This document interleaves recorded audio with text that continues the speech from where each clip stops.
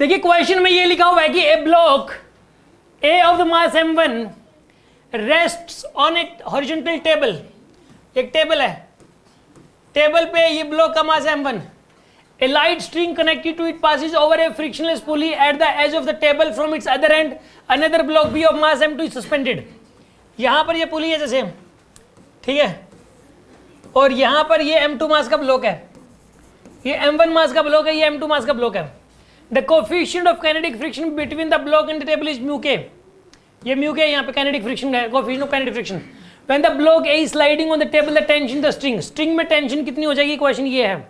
ये दिखने में क्वेश्चन लंबा चौड़ा लग रहा है, लेकिन बेसिक क्वेश्चन है। अगर इसी क्वेश्चन में मैं न्यूमेरिकल वैल्यूज डाल दूं तो बहुत आसान लगेगा आपको, और ऐसे ऐसे क्वेश्चन आपने किया भी हुआ है।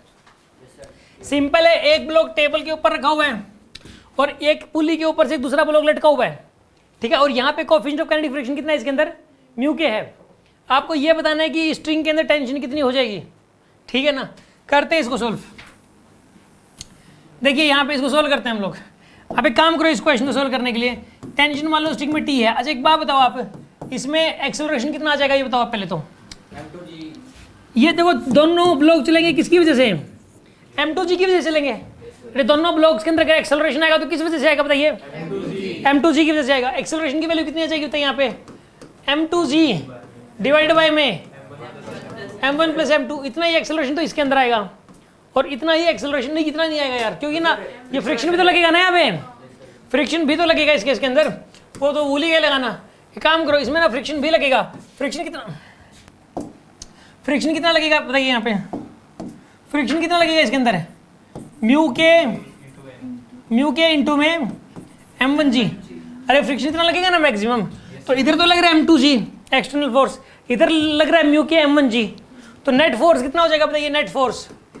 नेट फोर्स कितना हो जाएगा बताइए? m2g माइनस में म्यू के m1g। ये तो नेट फोर्स हो गया, ये नेट फोर्स इतना ही हो जाएगा, ठीक है। और एक्सेलरेशन कितना आएगा बताइए? अब acceleration net force by net mass, net force by net mass. Net force कितना लग रहा है? देखो एक्सटर्नल दो ही लग रहे हैं, टेंशन तो इंटरनल है। अरे टेंशन कैसा फोर्स है यहाँ पे?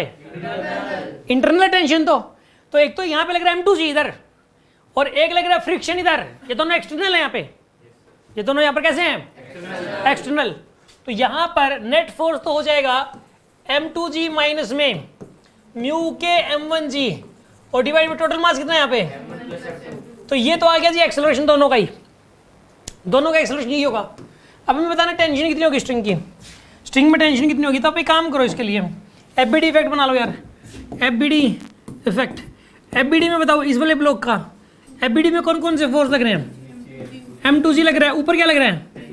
दो ही फोर्स लग रहे हैं, और इसका एक्सेलरेशन कितना है? एक्सेलरेशन ए का है, ये रहा एक्सेलरेशन। इक्वेशन क्या बनेगी बताइए इसके अंदर? m2g माइनस में t is equals to m2 into में एक्सेलरेशन कहाँ पर है? यहाँ पर ये रहा एक्सेलरेशन, ठीक है ना। यहाँ पे क्या क्या एक्सेलरेशन? m2g माइनस में म्यू के m1g डिवाइड बाय में m1 प्लस m2। ये आएगा ना आपके पास।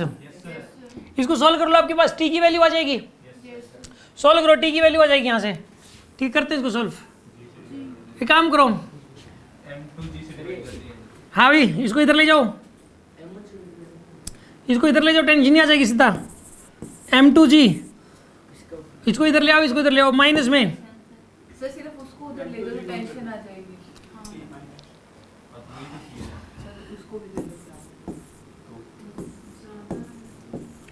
m2g माइनस में म्यू के m1g डिवाइड बाय में m1 प्लस m2 और t को इधर ले आओ, ये आ जाएगी टेंशन।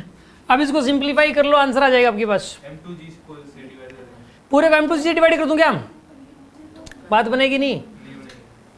एक काम करो m1 प्लस, सुनो, एक काम करो, आप इस क्वेश्चन को करना है ना आपको, तो m1 प्लस m2 का एलसीएम ले लिया आपने, ले लिया ना एलसीएम। तो यहाँ पे बताइए क्या आएगा? इसको डिवाइड बाय 1, तो यहाँ क्या बनेगा? ये m2g इंटू में m1 प्लस m2 माइनस में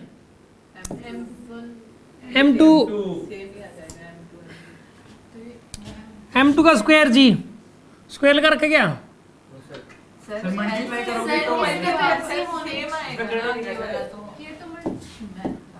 क्या कह रहे हो? सीधा जो लिखा हुआ सीधा ही वही आएगा। लिखा हुआ वही M आ to जाएगा सर, ये minus- तो सब मल्टीप्लिकेशन में है। जी को कॉमन ले लो यहाँ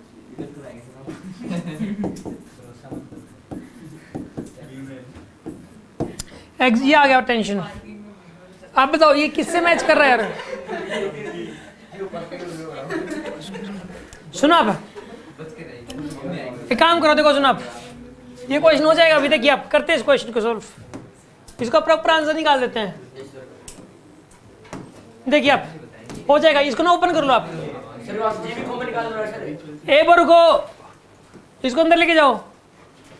M2 M1 जी माइनस प्लस में M2 स्क्वायर जी माइनस में M2 स्क्वायर जी प्लस का माइनस माइनस प्लस हो जाएगा म्यू के M1 M2 जी, म्यू के M1 M2 ji divided by में।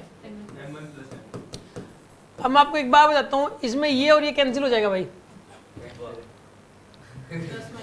अब यहाँ पे क्या हो जाएगा, M1 M2 जी को कॉमन ले लो आप, तो क्या बचेगा म्यू के प्लस 1 डिवाइडेड बाय क्या, ये आंसर आएगा।